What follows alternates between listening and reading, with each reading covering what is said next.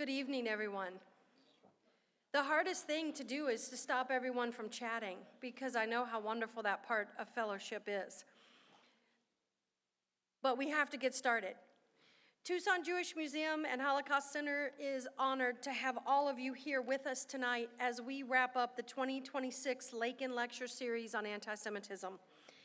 As you know, this series, now in its third year at Tucson Jewish Museum and Holocaust Center, is dedicated to exploring the nature of antisemitism, fostering dialogue, promoting social justice, and furthering human rights. Our goal from the beginning has been to educate our community, I always say this part, Jews and non-Jews alike, about the dangers of antisemitism, and to offer practical strategies for combating hatred, bigotry, through awareness, advocacy, and coalition building. Today, I sat on a bench in the Holocaust Center talking with our speaker for this evening about the series, and I was reminded how the donor for this series and I sat on a bench at the Holocaust Center, at the time appropriately socially distanced because it was still COVID times, and she shared with me her vision for this series. The Lakin Lecture Series on Antisemitism is made possible by a grant from the Alma and Eddie Lakin Education Fund. This incredibly special fund was established at the Jewish Community Foundation of Southern Arizona by their daughter to honor Alma and Eddie's lifelong commitment to Holocaust education, the people of Israel, to Jewish life, and to combating anti-Semitism and advancing social justice. She and I connected on that day, as we have many, many times since, on how important it was and it is that these lectures, these talks, not be some overly academic address, but rather events where everyone has the opportunity to come together and then walk away with something, some actionable item, that they would learn, something they can implement in their own daily lives. You see, this donor and I, we both recognize that we aren't going to change the world. We aren't going to change everybody and everything. But we both feel that it is such a success if even just one of you walks away tonight with a new mindset. Each year, this series has tackled a range of complex and timely subjects that have been chosen to help encourage personal and communal reflection and growth. In fact, while this is a lecture series, a lecture, we hope that the dialogue that each of these sparks won't just stop in this room tonight. Rather, we invite and encourage a diversity of opinions and lived experiences, because we recognize that when everybody brings their story to the table to share, we all learn and benefit.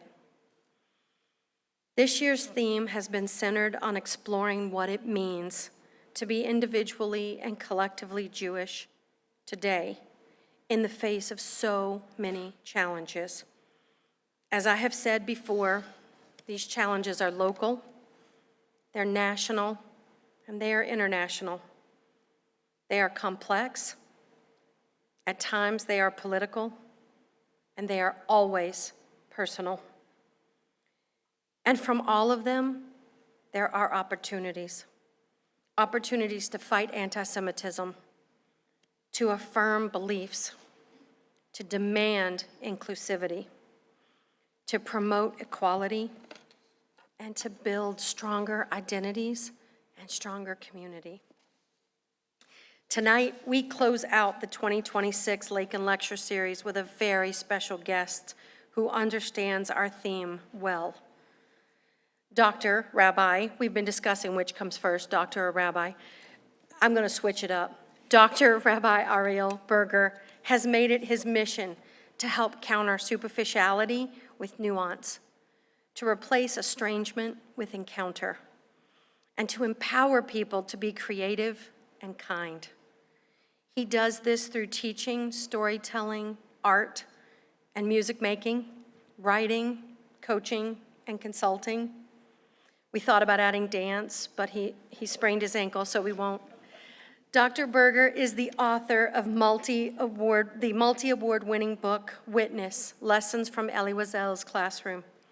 He is the founding director and senior scholar of the Witness Institute, whose mission is to empower emerging leaders inspired by the life and the legacy of Elie Wiesel. Whether it is as an author, a teacher, or an artist, Dr. Burger integrates spirituality, the arts, and strategies for social change in all that he does. An Orthodox-trained rabbi, Dr. Burger received his PhD in Jewish Studies and Conflict Resolution under Elie Wiesel. A lifelong student of Professor Wiesel, he served as a teaching fellow from 2003 to 2005, after which he directed education initiatives at Combined Jewish Philanthropies of Greater Boston. As a Covenant Foundation grantee, he develops cutting-edge arts and educational programming for adults, facilitates workshops for educators, consults with nonprofits, and serves as scholar, artist in residence for institutions around the United States. In 2019, he was chosen as one of the top 100 people positively influencing Jewish life today. When he is not learning or teaching, he is creating music, art, poetry. I ask that you all please help me welcome Dr. Ariel Burger, Rabbi Dr. Ariel Burger. I also want to note as he makes his way to the stage that he has a severely sprained ankle. And while he might want to stand and walk around while he shares his talk, he may prudently decide to sit. So he's going to stand with you for a little while, and then he may pull up a chair. Don't think he's just slouching.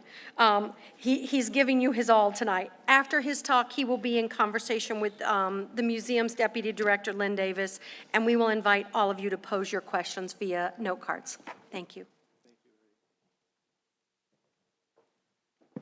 Hi, everyone. Such a pleasure to be here.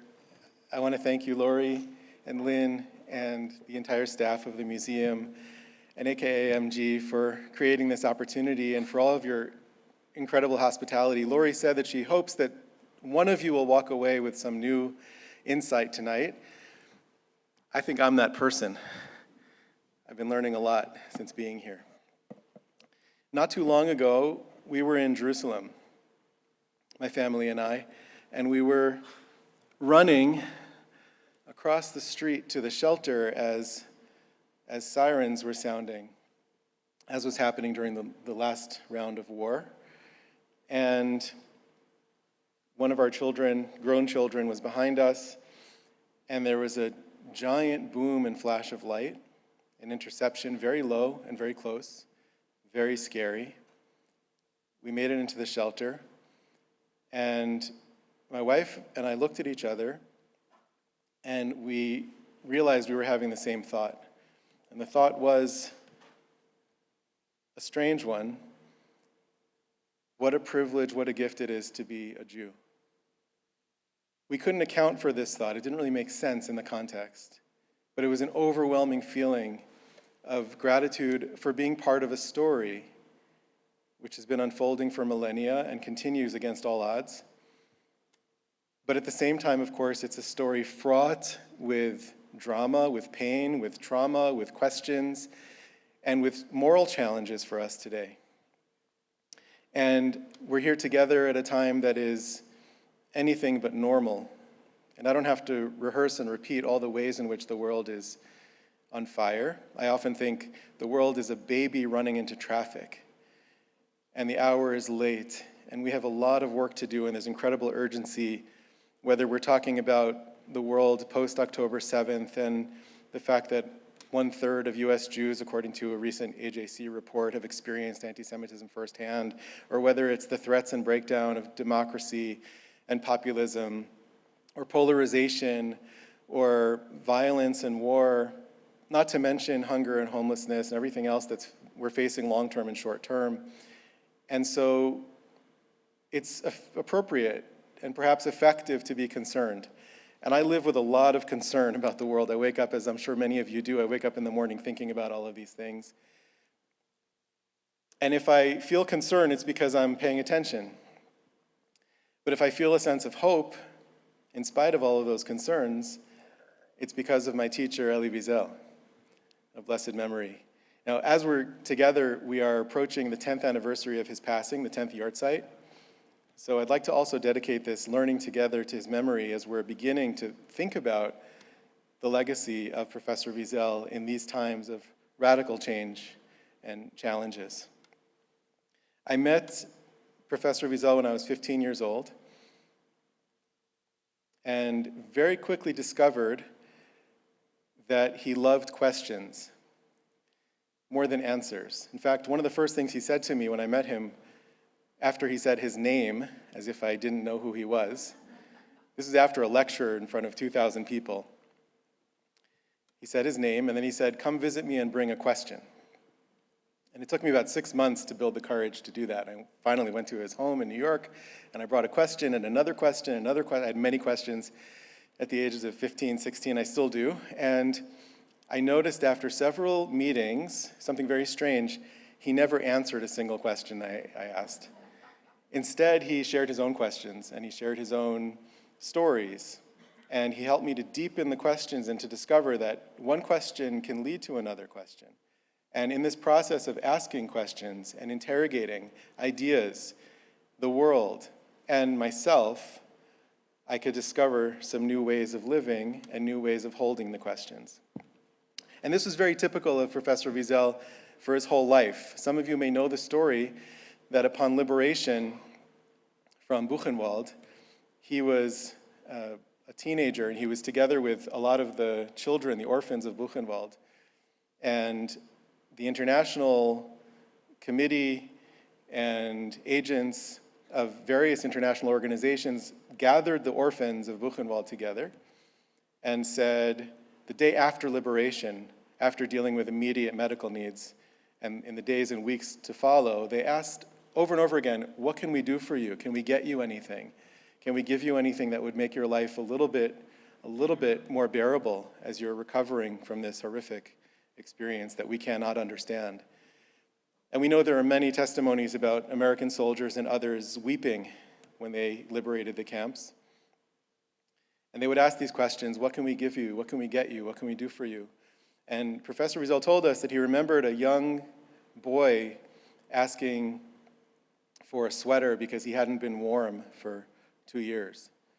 And a young woman asked for chocolate because she thought she remembered what chocolate tasted like, but she wanted to be sure. But he told us that he asked for the same volume of the Talmud. The Talmud is the classical work of Jewish conversation and debate about everything under the sun and some things above the sun. He asked for the same volume of Talmud that he was studying before the war, before the deportation, so that he could continue his studies from the same line and the same word where his studies were interrupted by the deportation, by the Holocaust. And he said to us that that return to learning saved my sanity. It allowed me to keep going. I asked him what page it was of the Talmud, and he told me.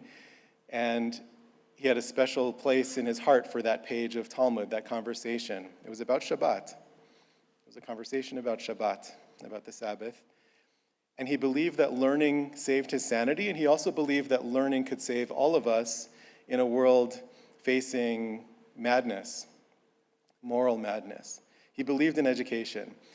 And so if I have hope for the world, in large part it's because I met a person who had gone through the darkest experience imaginable and really beyond imagination, and held on, in spite of all of that, held on to hope, chose to have a family, chose to teach, to invest in students, to raise up students of many generations from all around the world, and to believe that there's a future for humanity, and to not give up on human beings, in spite of seeing the evil that human beings can do.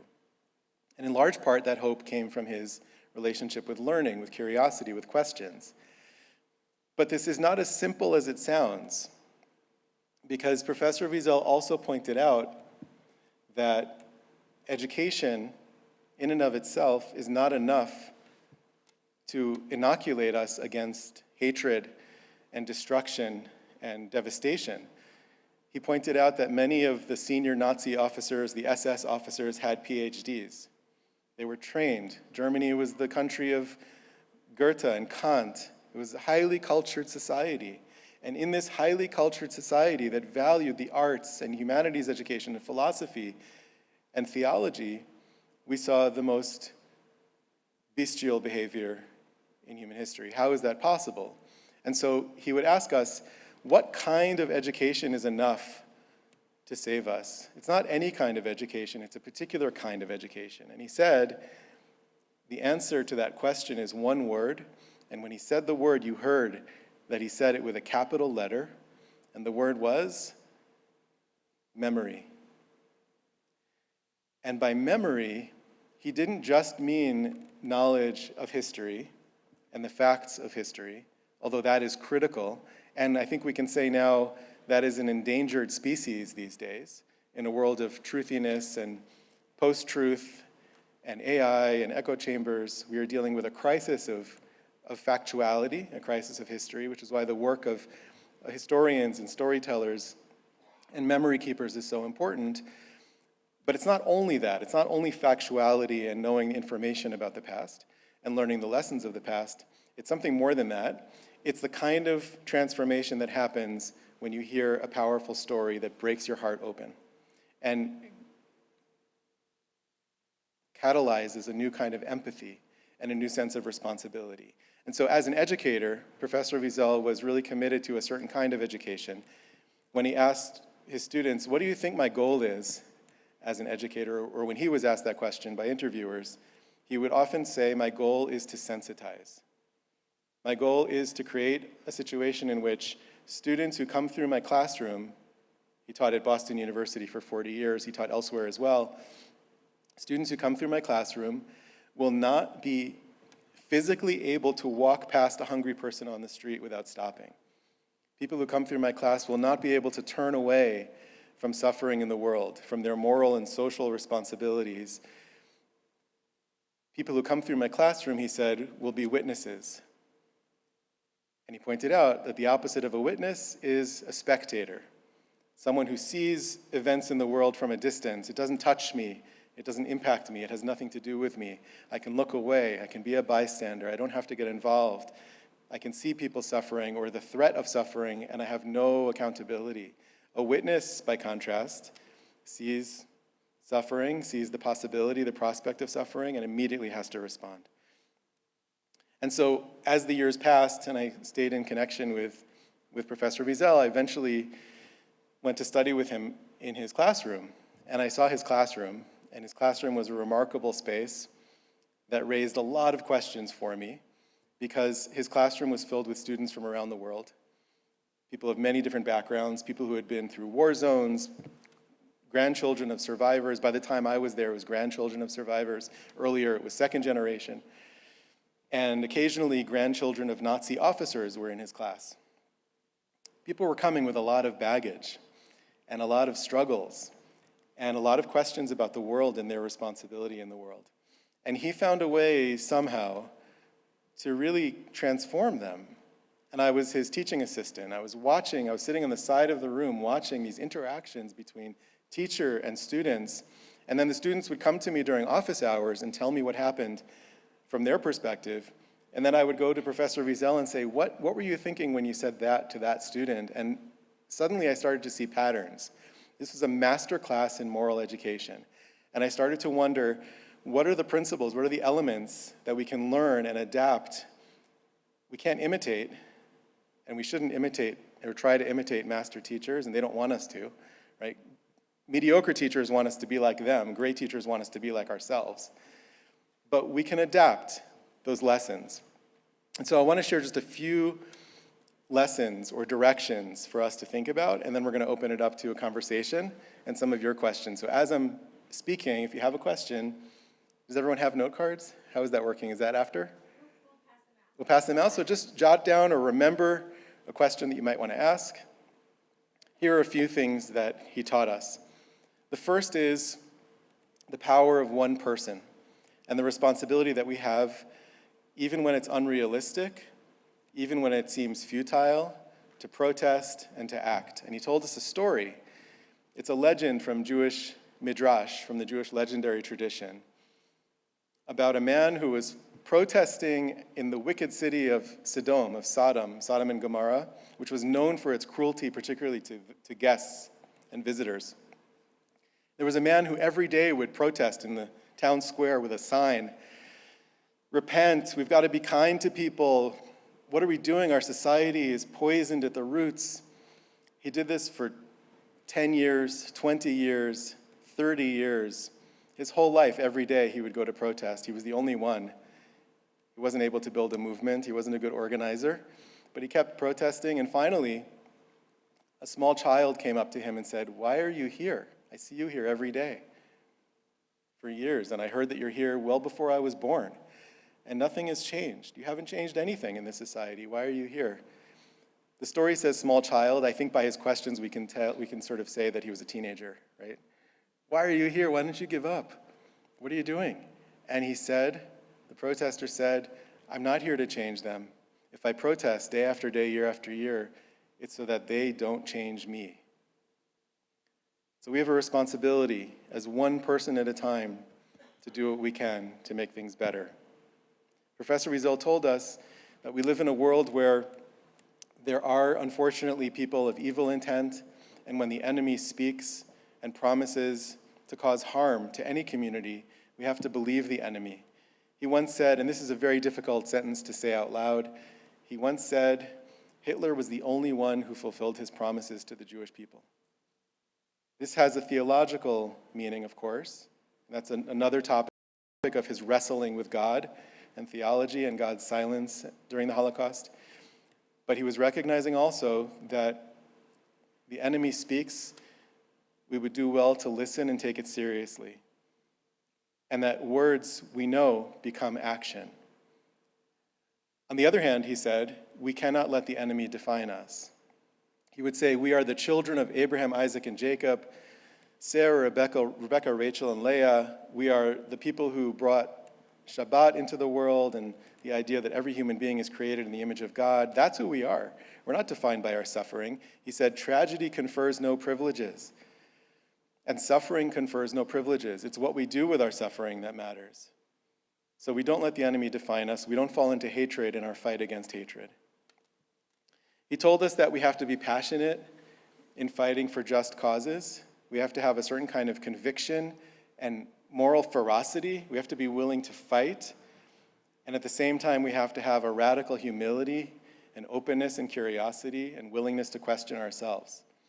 And the way we negotiate these two very opposing things, being really clear and strong and having conviction and being clear where you stand on policy questions, but also having some space sometimes to bracket everything you know and open yourself up to curiosity and encounter with others, is a big part of the work of moral education. He taught us that we have to balance our particular commitments, in his case, in our case, many of us as Jews, to the Jewish community, with universal commitments which transcend any one community. They don't contradict. He would say the more Jewish you are, the more human you are, the more rooted you are in your tradition, whether you're Jewish or any other tradition or ethnicity or background, the more you can connect to universal human commitments. You do it through the lens of your particularity. You don't have to erase your particular identity to be a good universalist.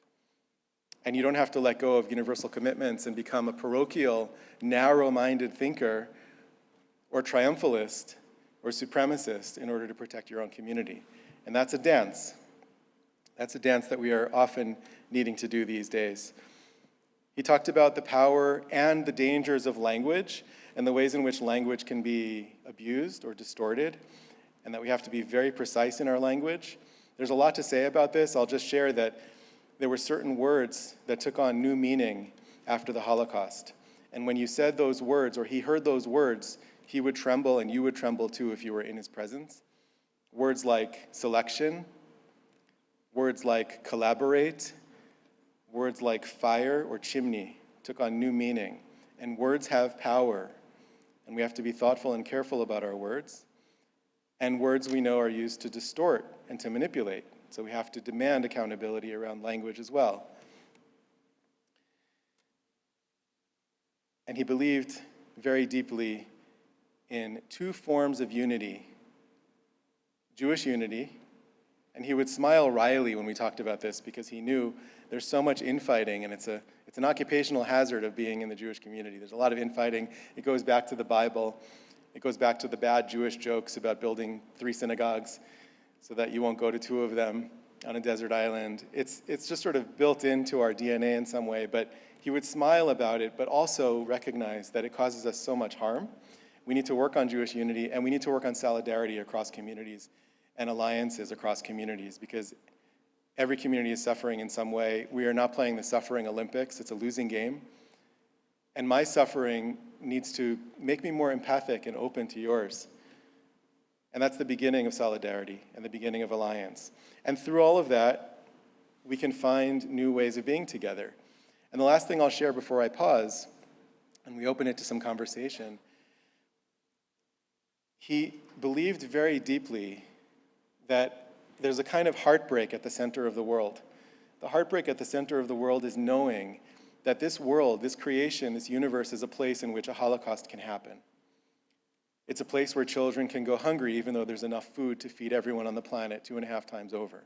It's a place where people can be afraid to walk outside of their homes wearing obvious Jewish garb. There's a heartbreak and maybe an anger and certainly a grief at the heart of the world. And there's a heaviness to that. And at the same time, he believed that the single most important engine of change is our joy and our delight and our celebration in spite of all of the darkness. And to return to where we started, the place where he found that celebration most of all was in learning. And he said, he would often quote a line from one of the Hasidic tales that he loved, where a character says, "Stop acting like poor people. You are rich. Return to your treasures and use your treasures." And he would say, this is referring to the treasures we have in our Jewish tradition, our treasures that allow us to go so much more deeply into the questions we're facing, that give us such resources of joy and of precision. And you know, if you ever took out the Torah scroll from the Ark and you unrolled it and you started counting the words from the beginning to the middle and from the end to the middle, and you're looking for the middle point of the entire Torah scroll, the entire Torah, the 2 words right at the center of the Torah scroll are dorosh, dorash, which means to seek, to question, to investigate, to go deeper. That's what's hiding in the very center of the Torah scroll, always seeking and looking and going deeper. When I was 19 years old, I sat with Professor Wiesel in Jerusalem in the lobby of the King David Hotel, and I shared questions. That's what I did with him. And these questions were questions about faith and doubt and many other things related to faith and doubt and my religious identity and quest. And at the end of the conversation, he said something that has really stayed with me. Like many things he said, "Remember, superficiality is the enemy of everything." And so if we're going to find a way forward, we have to go much deeper into our investigation of the questions we're facing, whether they're about policy or about hope or about a Jewish text in our learning and our tradition, or about how to live together in times of madness. That was what he represented, what he embodied, what he left to us was methods for going deep and investigating and asking questions and celebrating that process, even though the stakes are very high. That paradox of heartbreak and joy is at the center of his legacy. It's a lot to carry forward. And as he said, learning, that kind of learning, with memory at the center, with heartbreak and joy, that can save us. So I'm going to pause here. We'll double click on some things together. I'll invite Lynn to join me. And hopefully we'll hear from you as well with your questions. And I can guess that we're not going to get to all the questions, but I hope we'll get to many. And I'll tell you now that if we don't get to some of the questions, I'll leave my contact info here. You can reach out to me and we can continue the conversation.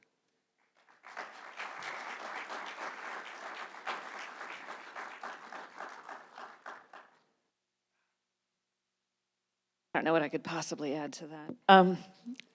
Good evening, everyone. My name is Lynn Davis. I'm Deputy Director of Tucson Jewish Museum and Holocaust Center, and it is my distinct pleasure to be here for this conversation.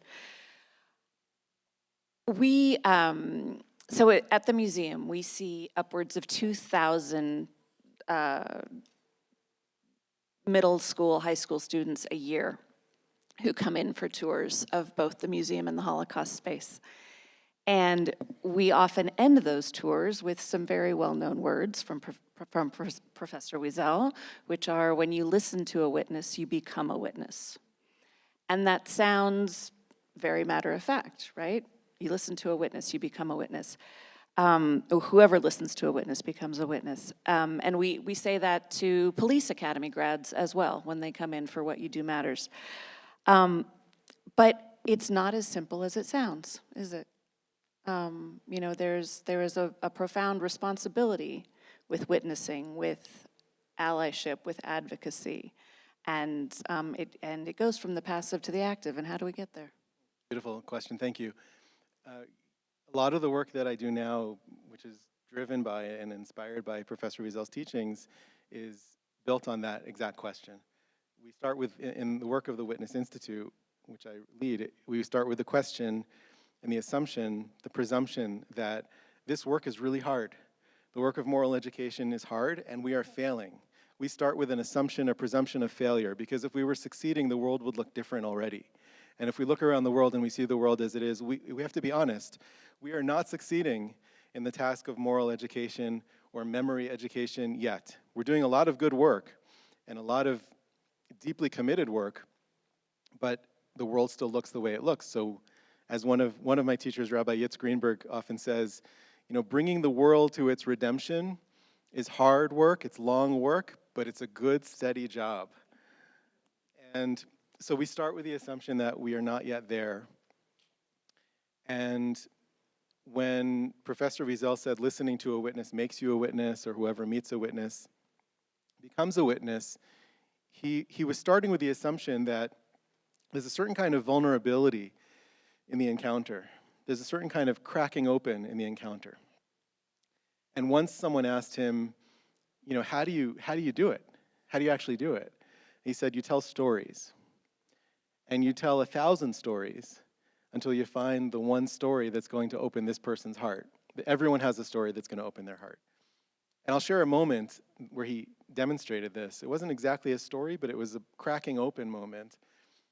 And it happened on the last day of class at Boston University. The last day was always open to Q&A, unlike the other meetings. So anything could happen. And there were a lot of questions about politics. There were questions about the Iranian nuclear program back then. This was mid-2000s. And then someone asked him, Professor Wiesel, can you show us the number on your arm? Without saying anything, he took off his jacket and rolled up his sleeve and showed everyone in the room, it's a big lecture hall, the tattoo on his arm, and in silence rolled his sleeve down and buttoned it again and put his jacket back on and said, next question. What was powerful beyond the obvious about this was that same year there was a Holocaust denier who had written letters to the entire BU faculty and administration, or most of the faculty and all the administration, claiming that Elie Wiesel was never in the Holocaust, he was never in the camps, he didn't have a number on his arm. She had two, not one, but 2 websites dedicated to this. So kind of a crazy person, but causing a lot of damage or potential damage.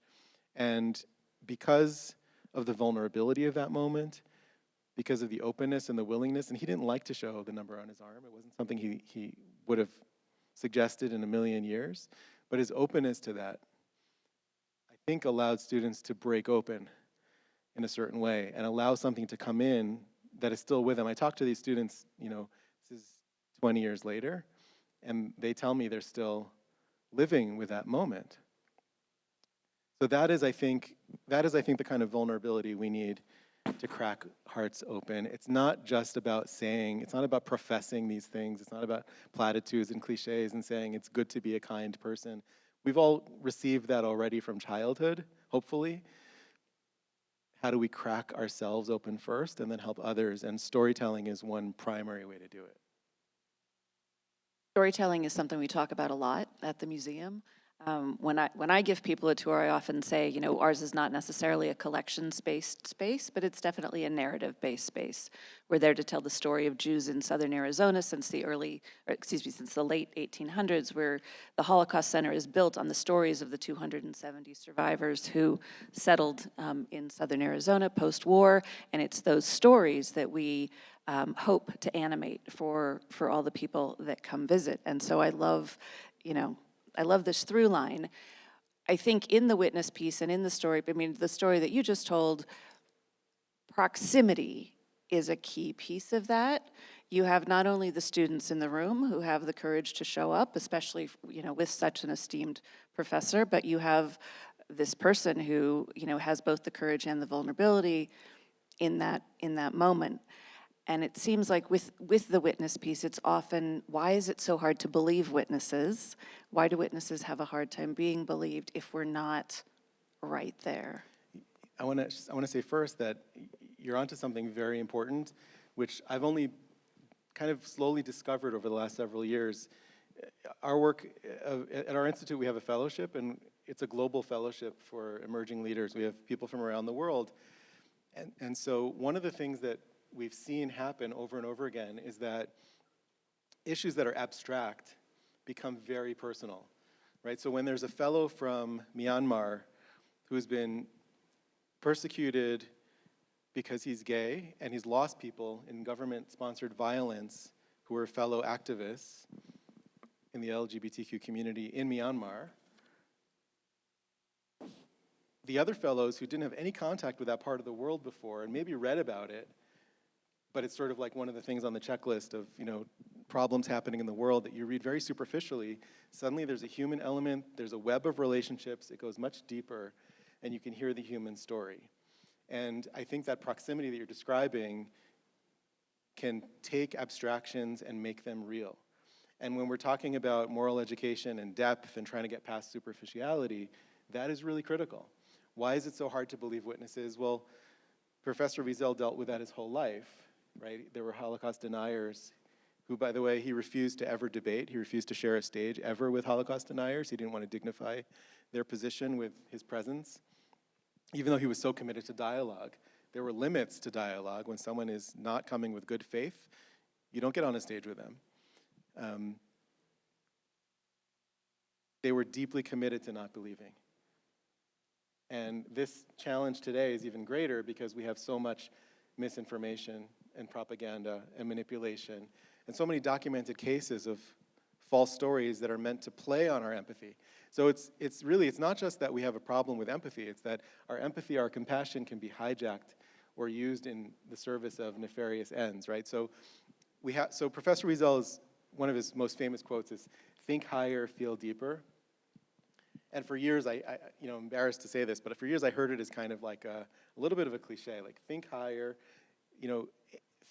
aim higher and feel deeper, feel more deeply, sort of engage more deeply. I sort of heard it that way. And only a couple of years ago I realized it's actually a paradox. It's actually a deep, deep tension. If you're thinking higher and you're thinking more critically, then it's harder to feel deeply. It's harder to have that empathic experience. And if you're feeling deeply empathic and you're walking in the world experiencing empathy for people, your critical faculties start to subside. You stop thinking. So when someone tells you a story, you don't ask questions about, well, is this accurate? What actually happened? What was the context? Because you're in that mode of empathy and open-heartedness. And if you're asking critical questions, it's hard to keep an open heart. He was saying, keep an open heart, ask hard questions. Be really grounded in reality. Don't let it shut down your empathy. You have to do both at once. That's part of the task. It's part of why this is so hard. And there are a lot of forces working against it. I'm not just talking about the deliberate forces of misinformation. We're dealing with massive changes in our society right now, globally. Everyone is affected by it. And that's not our topic for this evening, but the rise of social media and AI is going to radically change things just on the very basis of how we relate to the space around us. And it's so nice to be talking to you and not be, we're not looking at our screens. And those of you on Zoom, I'm not talking about you. It's good, you can use it for good. But the fact that we are so disconnected from each other so fundamentally and are losing the art of being present with other people, right? So there's a lot mitigating against that kind of human connection, that critical engagement, real dialogue, real empathy, real allowing compassion to break our heart open and transform us. That is the work. And so how do we carve out spaces that are dedicated to that difficult work of staying present with all of that, staying vulnerable to all of that critical questioning and the open-heartedness at once? I love that. That's great. Wow.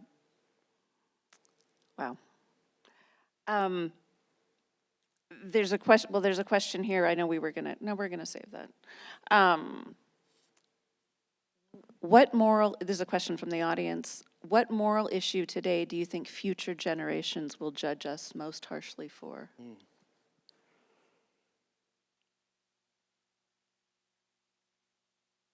There's a large, extended menu. Where my mind goes with that, and it's not avoiding the question, but really where my mind goes is, what are the underlying meta issues that are defining every single issue that we're facing, whether it's climate or war and conflict or the Middle East or hunger and homelessness and human rights in different parts of the world, media issues. What are the underlying root causes of the superficiality, the disconnection, the rise of, forgive me for this phrase, but the rise of stupidity in the refusal to really engage critically and deeply with issues?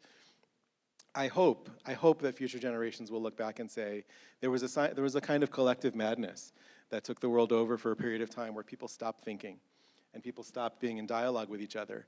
One of the things Professor Wiesel taught us that was so precious was that when you encounter someone with a different view, and I don't mean they want something different for dinner, I mean a really different view on the other side of an issue that you care about very deeply, and we all experience this all the time, and our communities are dealing with this all the time.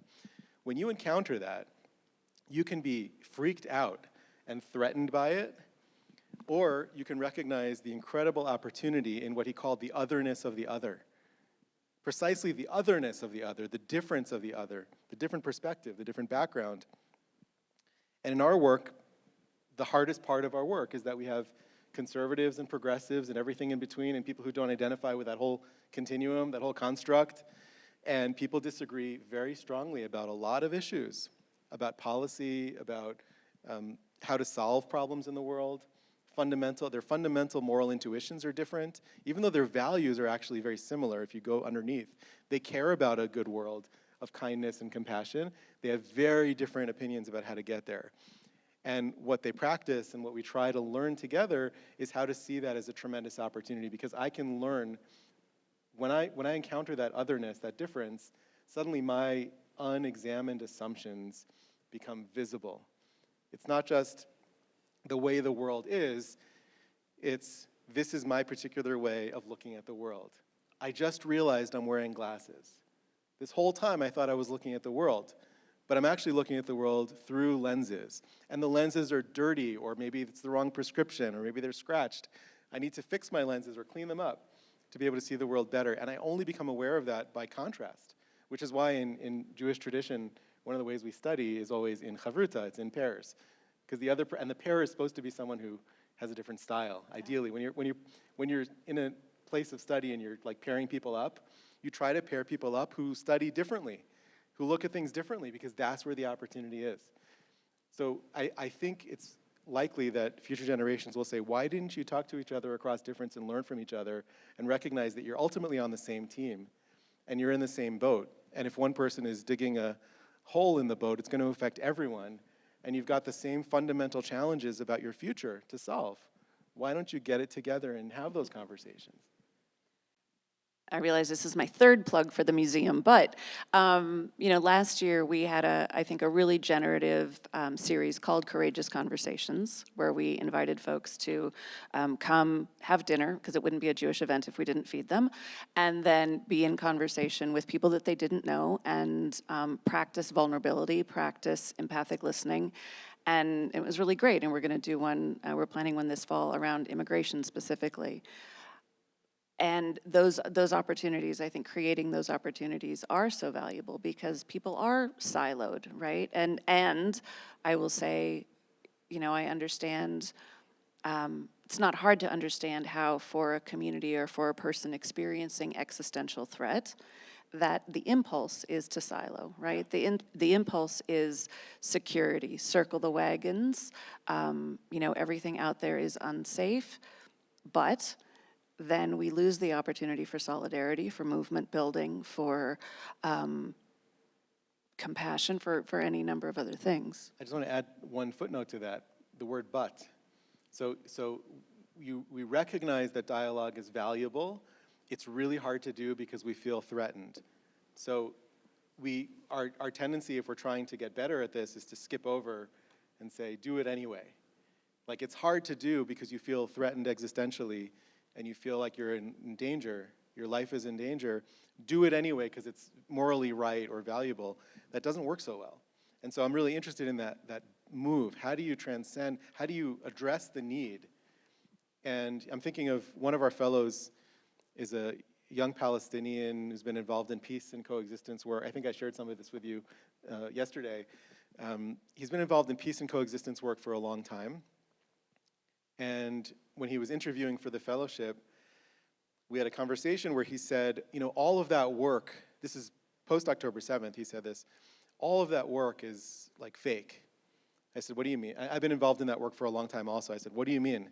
He said, well, all of those dialogue groups, he said, there are cookies on the table. And there's a facilitator at the front of the room. So if anything goes wrong, someone's in charge, it's gonna be okay. But the real work doesn't happen when there are cookies on the table and there's a facilitator in the room. The real work happens when you encounter someone on the street, or in my village, there's a soldier who won't let me leave, or an Israeli is feeling threatened by the prospect of a terror attack or a real threat to security. That's where the real work has to happen, and we need to go much deeper to do that work. And so I said to him, what does going deeper mean to you? It's an important question. That's the question. That's the but question. How do you address the real need so you can get to that place of dialogue? Without missing a beat, he said, NVC and self-regulation. NVC is nonviolent communication. It's an approach to communication developed by Marshall Rosenberg, worth checking out. Nonviolent communication is a mode of dealing with communication and transforming interactions with people based on needs and using a lot of eye language and specific techniques.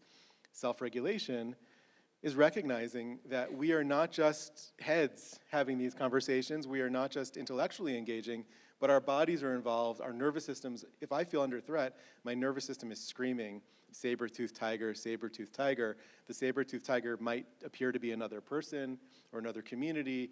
How do I deal with that physical, embodied nervous system reaction? That is self-regulation, learning how to do that. And there are techniques that we know more and more about, thankfully, and we have a lot to learn, but we know more and more about how to do that, how to address that, how to come back to a kind of centeredness, groundedness.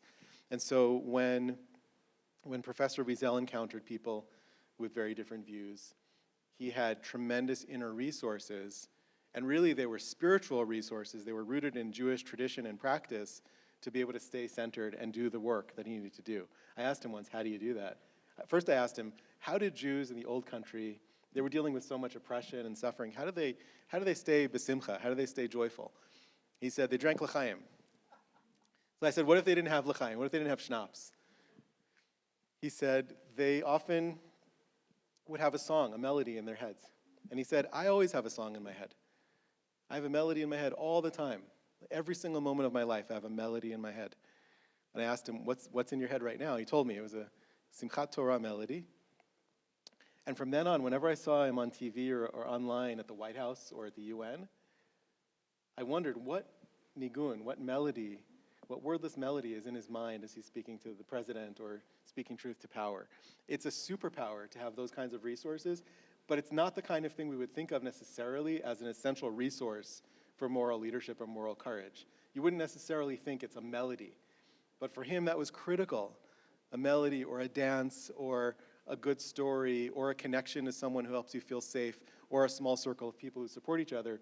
those things can make all the difference between someone who is no longer regulated and able to show up for dialogue and someone who really is able to do that in spite of all the triggering or all the reactivity that naturally happens to humans when we feel threatened. I'm going to start thinking about earworms very differently. as my companions rather than a nuisance. So since you brought up conflict I did want to say, if anyone here is interested in nonviolent communication and learning more about it, there is a small group of people in town who are having these very conversations around the conflict, around conversations about Israel. So see me and I'll be happy to share some of that information. But speaking of, what would Professor Wiesel make of the conflict today, of the Middle Eastern conversation, of the conversations that we're having, both within the Jewish community vis-a-vis the broader community? How could we overlay these lessons to our current situation? Yeah, well, I want to be careful and say that I cannot say what he would say today.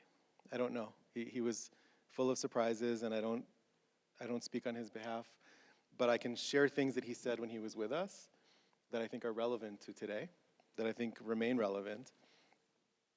He believed very deeply in dialogue, and for many years he ran conferences out of his foundation called the Anatomy of Hate conferences. He would bring Nobel laureates together and others, and it was at one of those conferences when he introduced Ehud Olmert and Mahmoud Abbas for the first time, the Israeli prime minister at the time and the head of the PA at the time, and the pre-Palestinian Authority. This was before Oslo, and they had a conversation for the first time.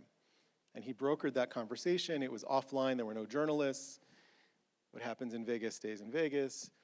There was a deep sense of safety and possibility that had some part in leading to the Madrid talks and eventually Oslo and various peacemaking efforts that ultimately failed in the 90s, but those efforts started with a one-on-one conversation. There was another conference where he had Nelson Mandela and a senior government official from the de Klerk government in South Africa, whose name I'm forgetting right now, I apologize. And he got up in the middle of the conference. They were sitting at opposite sides of the room the whole time. And he got up at a certain point. He said, "I want to address Mr. Mandela." This is the apartheid government spokesperson, government official, talking to Nelson Mandela. He said, again, no journalists, nothing public about this moment. He said, "I grew up under apartheid, and it's defined my career. It is my fervent wish to attend its funeral." And for the rest of the conference, the two of them were in the corner talking in whispers the whole time. And so these are one-on-one encounters, right, that Professor Wiesel believed very deeply in the power of those encounters, even though they seem like small things. And it's not only if it's a government leader or official. Maybe it's someone here. Maybe it's two people who need to talk in your community or family. You don't know where it's going to lead. Creating opportunities for dialogue is the starting point. So he believed that peace would come. He believed it towards the end of his life. I met with him 3 weeks before he died. He said to me, "I believe there will be peace." Often he said, "I believe there will be peace in my lifetime." He was wrong. It's very sad that he was wrong. The conflict seems very intractable. But one of the shifts that's happened over time, and there are shifts happening right now that are not being reported in the news, both in Israeli and in Palestinian society, that are signs of hope. There's a lot of reason for despair or a lot of reasons for concern, but there are also reasons for hope. And some of the dynamics that are happening are a shift away from top-down peacemaking processes led by government officials, because we now know that government officials can screw it up if they have half a chance to screw it up. Instead, there's been a shift to more grassroots, one-on-one or small group work. That's been going on for 30 years under the radar. I've been involved with some of that work. A lot of my friends are leaders in that field. After October 7th, it all froze. And all those groups that were meeting, Israelis and Palestinians together, stopped meeting for a while. They couldn't do it. They were too traumatized. It was too difficult. What was interesting, though, is that the heads of those groups, the leaders of those groups, continued to meet one-on-one. And those relationships continued. And so we brought two of those people into our to our institute to talk about Gesundheit, about their work and what they were doing and what they were learning and how they were continuing to hold a space, almost like a placeholder for later groups coming back. And those groups have started to come back. I don't want to oversell it. This is not a naive, Pollyannish kind of thing. There's a lot of hard work to do, and you can't get away from policy questions and top-down government issues and questions on both sides. You can't have peace without addressing the crisis of education in the Palestinian community, which Palestinian friends of mine talk about now, and where the textbooks are filled with hatred and horrific anti-Semitism. I mean, Nazi-level anti-Semitism in many cases. You can't avoid that issue. You can't avoid right-wing extremism in the Israeli government now, and the coalition politics that allow that to continue for now.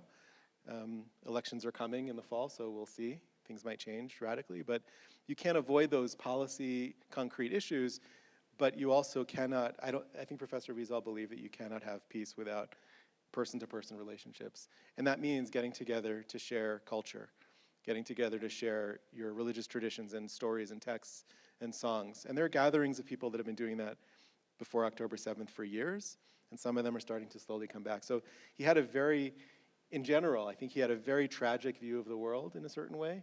How could he not?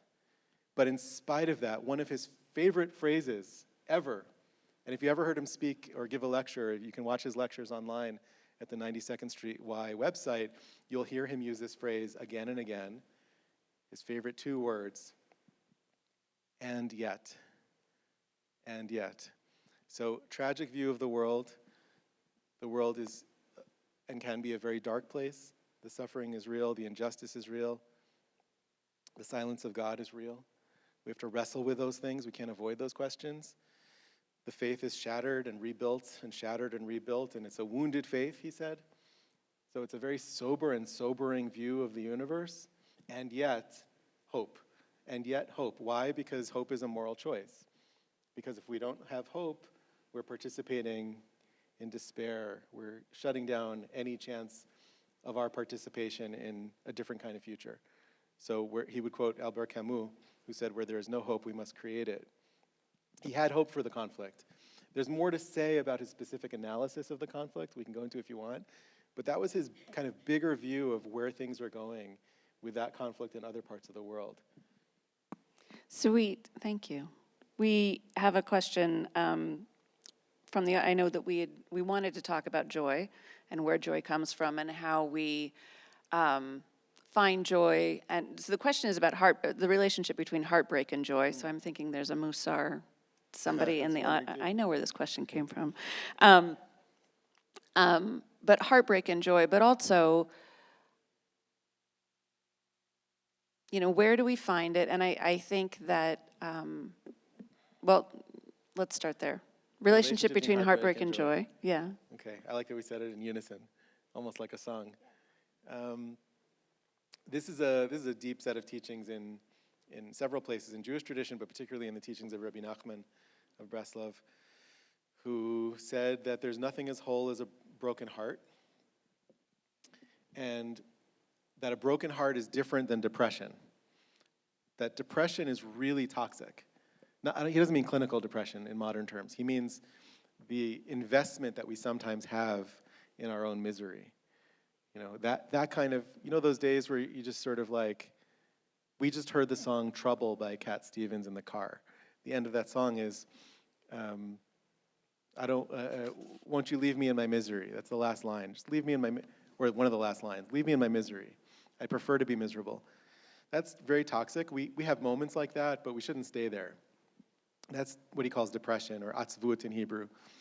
But a broken heart is really different. A broken heart is like the experience of a little child sitting in her mama's lap and crying really hard, and also recognizing that her mama is holding her at the same time.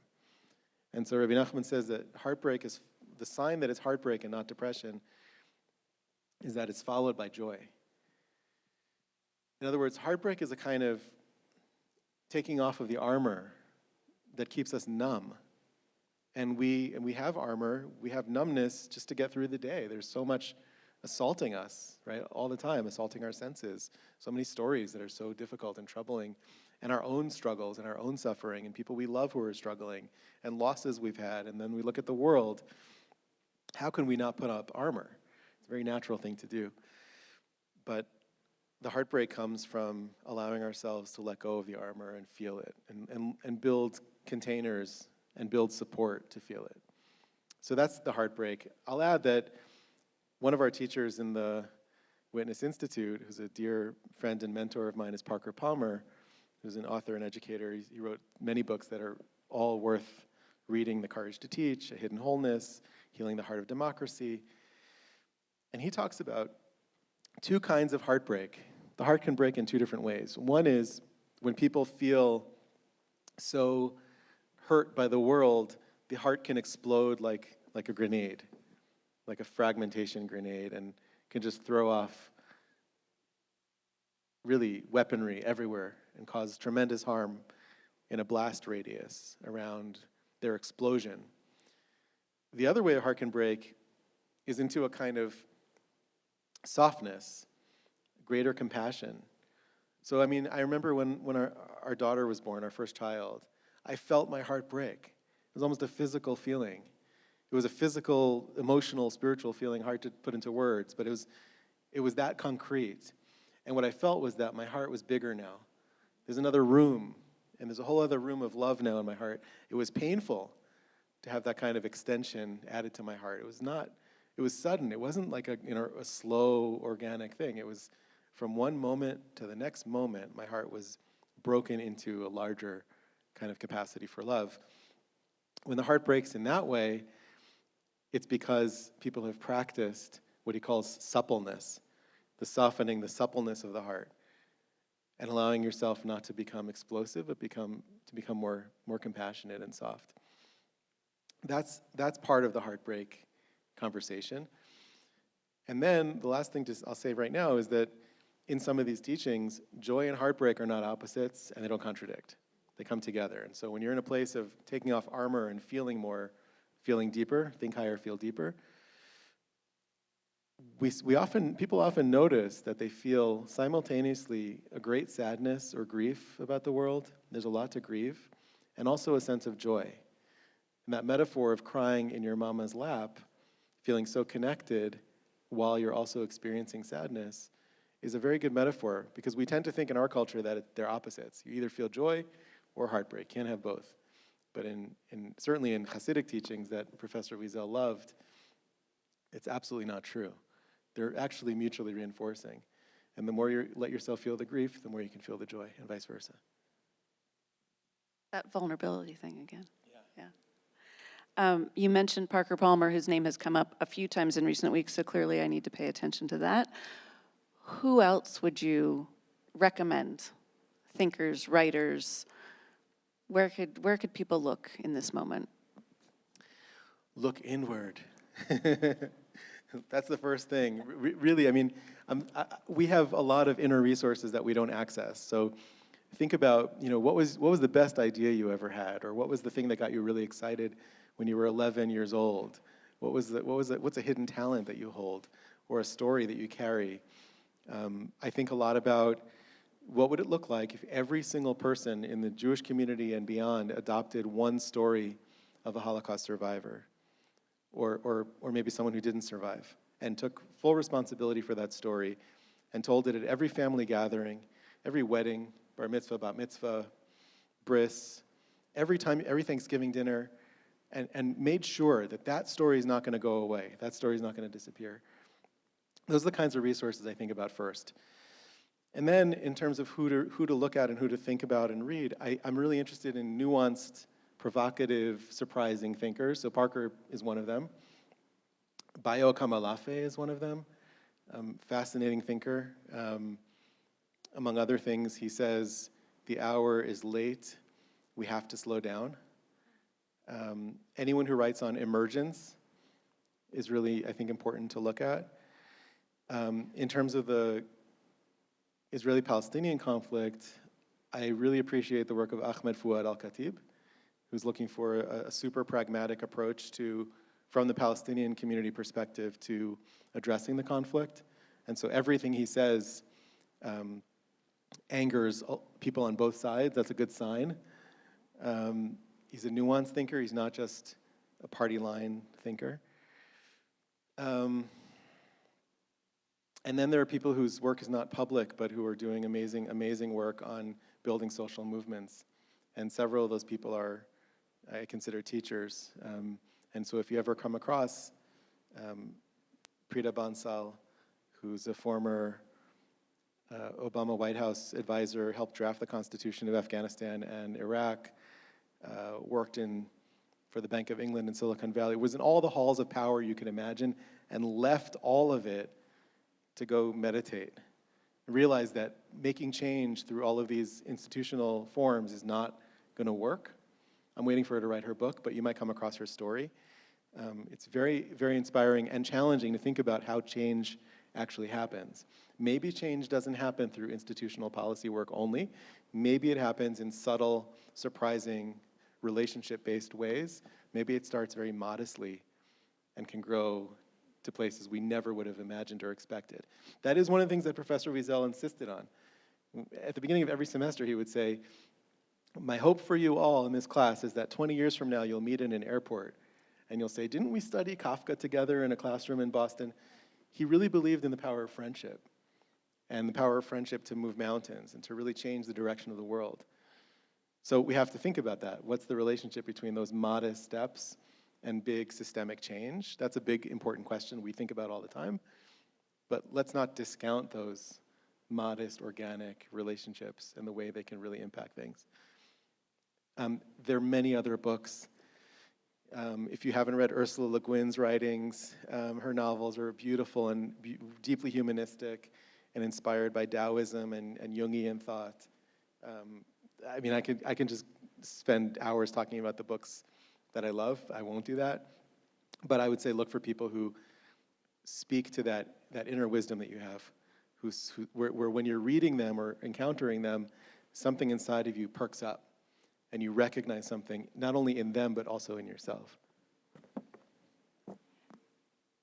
And I guess I would ask, are we trying to change the world, or can we start with changing our response to it?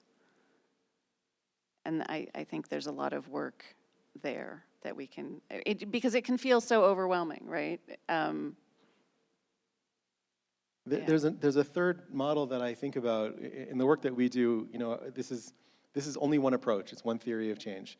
But we believe that when you get people together in relatively small groups so that they can feel safe and vulnerable and be really honest with each other and self-interrogate and ask the hard questions and have dialogue, and they're diverse, they're working on different issues in the world, and then you send them out to create interventions in the world, projects in the world, models in the world, you're creating, I'm going to use this jargony language on purpose, you're creating an innovation space for moral leadership.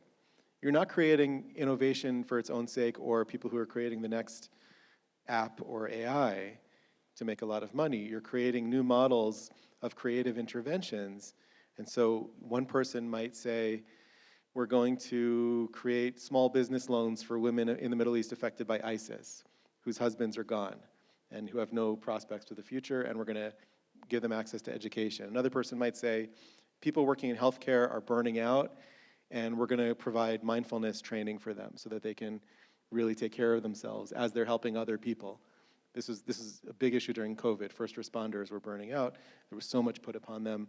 Or we're going to create models in classrooms, one by one classroom at a time, of students from other countries, recent immigrants, and people who have lived here for a long time in urban communities to create a shared storytelling library about their ancestry and their stories, their family histories, to connect them and create one community out of two communities that have never spoken to each other before. These are just 3 examples of many, but I think there's a way to, not to change the world all at once, but to create models that might have some traction and inspire other people to start experimenting with a lot more creativity. You know, I often think we look at the world, we identify problems, and then we get in our business casual, clothing, and we gather around tables and talk. And that's fine, there's a place for that. It's a very modern Western way of doing things. But there's so many other modes and methods that we can use from the arts and from spiritual wisdom and from literature. Why don't we experiment much more boldly and aggressively with all of that, where moral leadership is a creative act and it's a spiritual practice? And that's not woo-woo and it's not avoidant. It's really the main essential function of moral education today, because we've tried the other thing for a long time. We've tried those conversations that are subtly influenced by all kinds of assumptions about what the outcomes should look like and who's making the decisions. Let's try something different. It's not changing the world, but it's also not changing our response to it. It's somewhere in the middle. It's trying new models that people can look to for inspiration and information. Thank you. Any other final, Sharon, did you have a question or you? No, okay. Tony. I'm almost 60 and so vilified.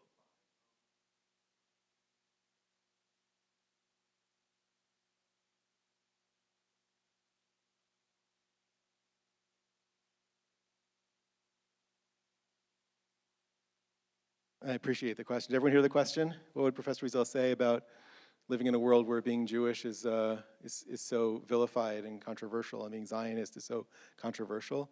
So he identified as a Zionist from a certain point on. Do you know when it was?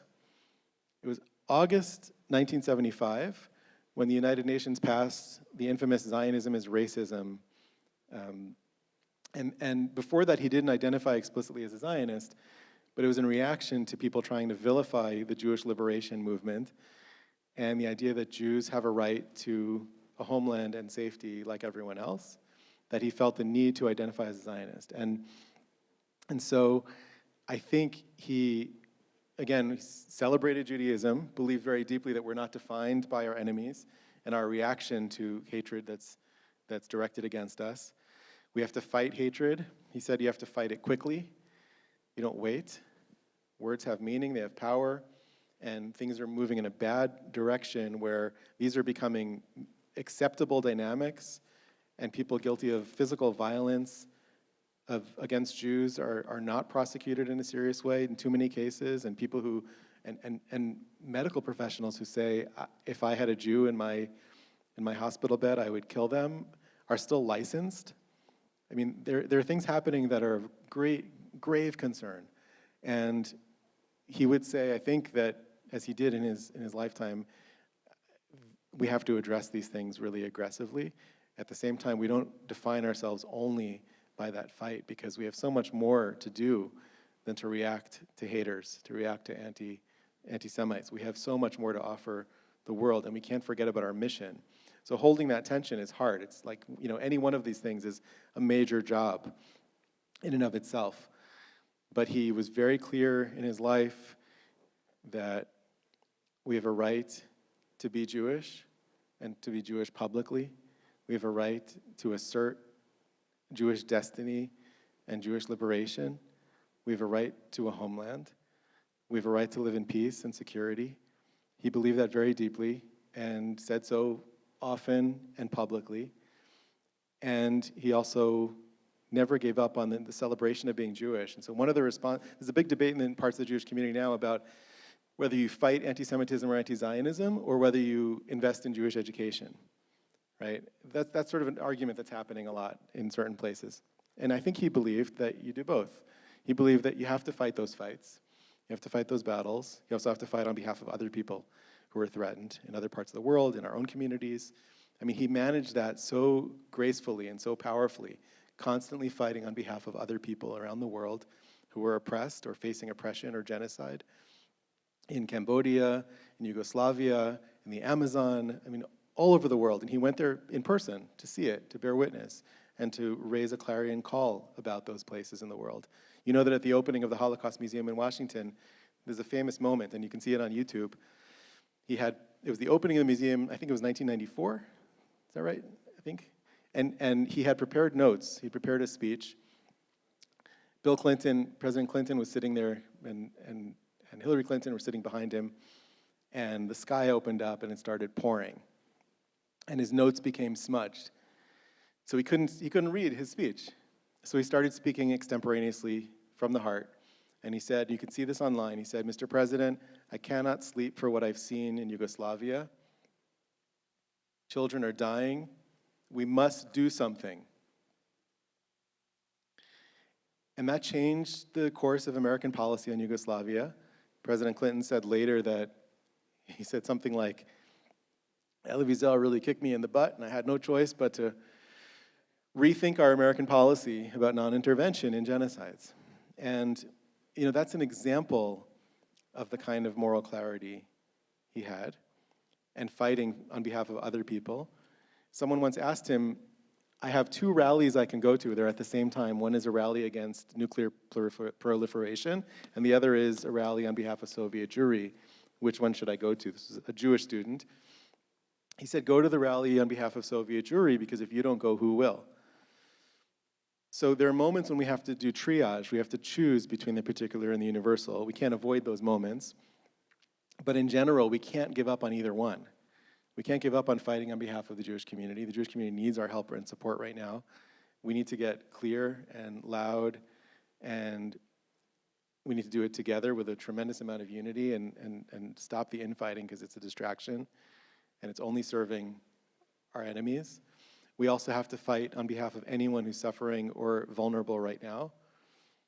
In the immigrant community and elsewhere, we have to fight on both fronts. Remember Ben Gurion's famous statement during World War II, we have to fight the British as if there are no Nazis, and we have to fight the Nazis as if there are no British. It's an impossible situation, but we do the impossible. So Professor Wiesel pointed out that, as many others have, it's impossible that there are still Jews in the world. It doesn't make any sense. It doesn't work with the rules of history. It doesn't make sense. And the fact that anti-Semitism is so persistent also doesn't make any sense. It's the shadow of Jewish eternity. None of it makes sense. We are an impossible people. We're capable of impossible things. That's the good news. We're capable of fighting on both fronts. We're capable of holding paradox. And we're capable of celebrating while we do it. How do we celebrate? We go deeper into our Jewish sources and our learning and Shabbat. And we get deeper into the beauty of Jewish practice and the celebration of being Jewish together. And we do it across all the lines of denominations and all of these fake constructs that we've been given. None of it is real. We're one people, and we're not the only people. We hold both of those things very, very close to our hearts. That's what I think that was his approach. We fight for what we need to fight for. We don't define our lives by the fight. We define our lives by celebration. And in fact, all of his books, when they were published or many of his books, his nonfiction books, when they were published in French, were all called celebration. Celebration of the Bible, celebration of the rabbi, celebration of the Hasidic masters. We have such a treasury of stories and of teachings, of deep wisdom and depth that can really, really ignite us into joy and into connection and into clarity and precision when we're analyzing the world. This is our legacy. We need to access our legacy.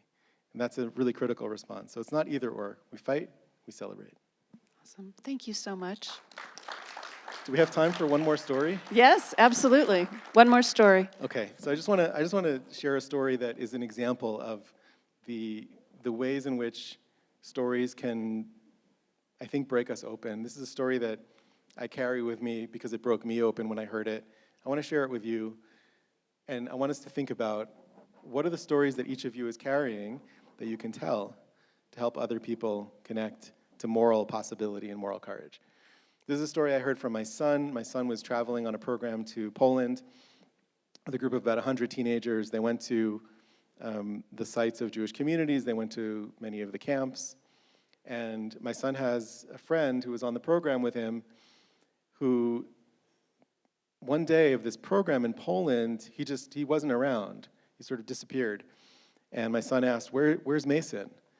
And one of the counselors said, well, he left for the day. He had special permission to leave.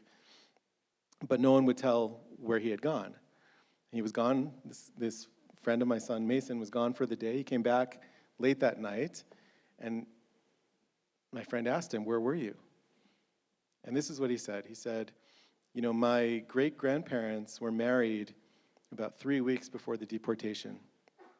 Gesundheit. And they were deported to a camp. And in the beginning, my great-grandfather was able to visit my great-grandmother at the fence separating the men's and the women's sides of the camp, and he could bring her a little bit of extra bread. But then, my great-grandmother was moved from the women's camp to a rabbit farm that was near the camp. The Nazis had a rabbit farm for fur and for other purposes, and she was working as a laborer on this rabbit farm. And the rabbit farm was managed by a 19-year-old Polish young man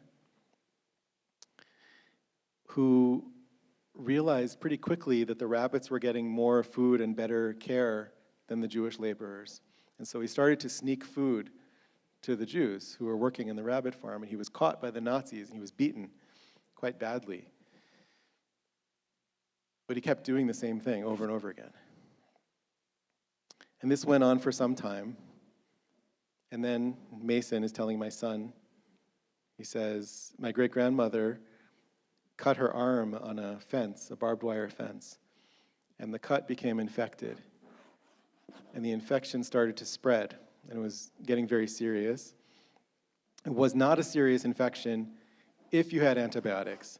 But if you were a Jew in that time and place, there's no way you were going to get antibiotics, and she was mortally ill, very close to death. This 19-year-old kid, whose name was Wladek Mishuna, running the rabbit farm, he saw that my great-grandmother was going to die of an infection. So what did he do? He cut his arm on the fence. He put his wound on her wound so that he would become infected with the same infection. And he became infected. He waited a little bit for it to grow and spread. It was visible. He went to the Nazi overlords and said, I need medicine. I'm a really good worker. I'm a good manager. And if I die or if I'm hospitalized, you're going to lose a lot of productivity. He wasn't Jewish, so they gave him antibiotics. He shared the antibiotics with her, and he saved her life. And Mason said to my son, so where did I go when I disappeared today? I went to see him. I went to see Wladek Mishuna. He's still alive. At the time of the telling of the story, he was alive. And I went to say to him, thank you for my life. Thank you for my life. So this story, and you can look online and learn more about Wladek Mishuna, raises a lot of questions that we've talked about tonight. You said, listening to a witness makes you a witness is easy to say, but how does it actually happen? How does it happen that a 19-year-old Polish man surrounded by hatred and indoctrination would choose to literally share the wound of another person who's been marked for death and dehumanization? How does that happen? How does someone make that choice? How does someone resist all of the forces around them to choose humanity? How does it actually happen? What are the mechanics of that? And I carry this story and I share it with you because it's almost like a banner to hold up to say, this is possible. It's possible for us to share the wound of other people. It's possible for us to have that level of heartbreak, of care, of concern, of responsibility, of accountability, of empathy, of compassion, of courage to take the risk to your own life, the double risk of infection and of the Nazis who have already beaten you for giving food to the Jews. This is one of countless stories of moral courage that we need to hold on to because those stories become our North Star. And that legacy of Professor Wiesel, that legacy of all of our survivors, the legacy of righteous among the nations, those are the things that can save us today. Those are the things that can guide us home. Thank you all. Thank you so much.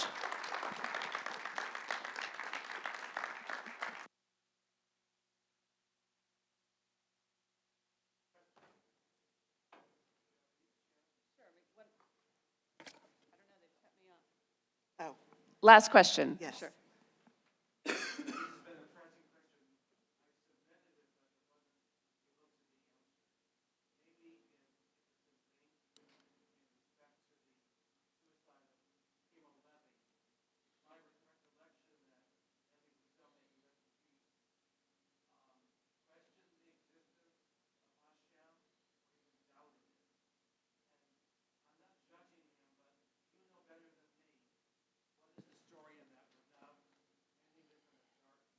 Well, it's not a dark note. It's actually, it's inspiring, but I also want to be conscious of the time, so I'll try to be brief. First, I'll say Elie Wiesel and Primo Levi were close friends, and there's a story about the end of Primo Levi's life and Elie Wiesel's attempt to save him. I won't tell that story now, but it's in his memoir, worth reading. And the very short, I can't do it justice in a short time, but I'll just telegraph a few things.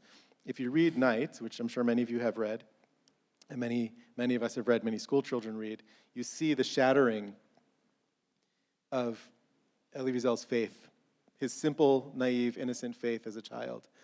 And he was deeply religious and deeply mystical, and he writes about this a lot as a child. He was imagining the Messiah coming any day. He said he knew the streets of Jerusalem better than the streets of Siget, of his hometown, from the sacred texts. And his experience of Night shattered that faith. And you read that passage, that repetition of never, never shall I forget, never shall I forget, never shall I forget. How many nevers are in that passage? 7 plus 1, which is an important Jewish number. It's 8, which is always the number of transcending nature. 7 is the number of nature, of Shabbat, of the creation of the world. 8 is always the number of beyond nature, beyond the normal course of things. The number of Hanukkah, 8 days of Hanukkah, the number of transcending what is the natural order of things. His faith was gone.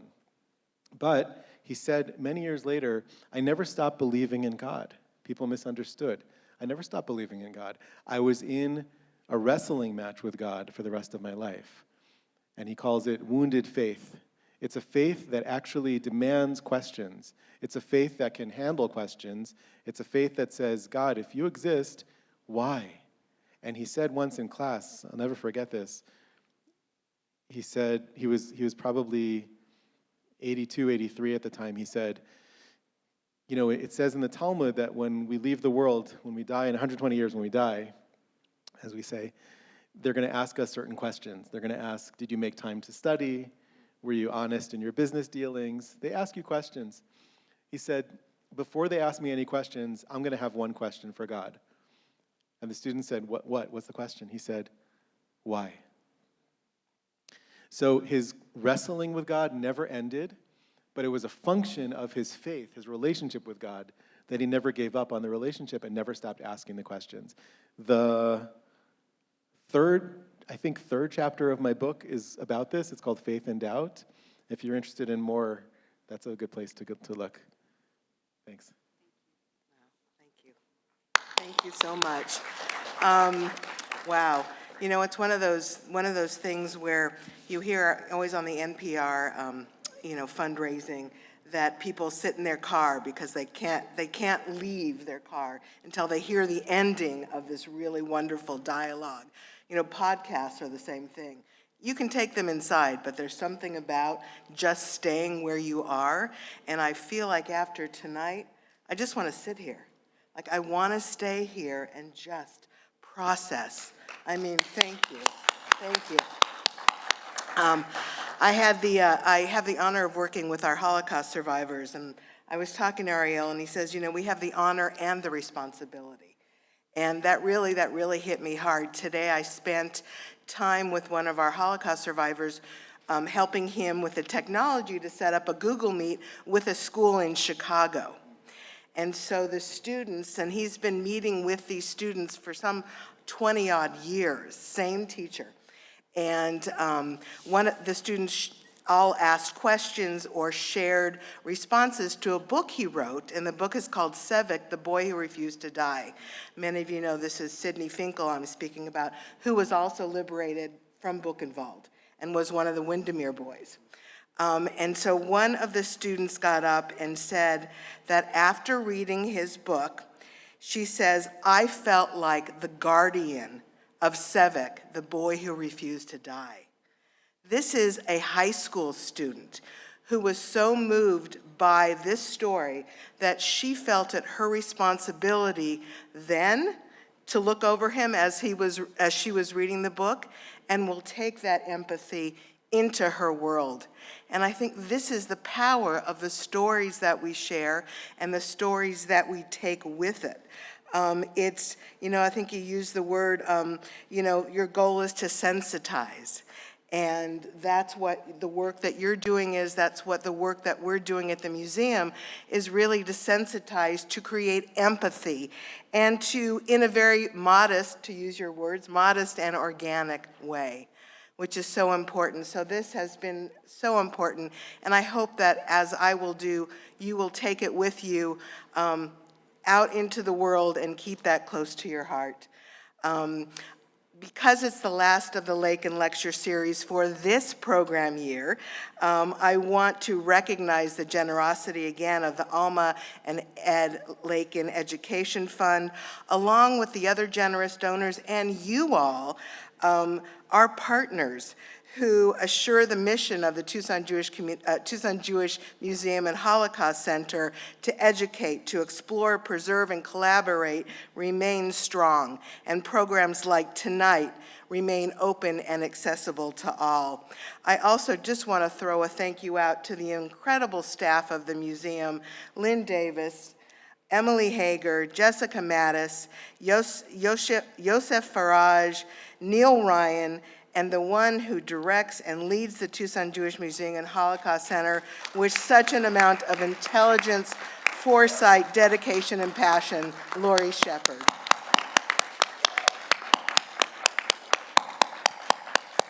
How integral tonight has been to creating social change through sharing the memories of our past. And I just want to say, we have such gratitude for being part of that story. And thank you for helping us recognize that.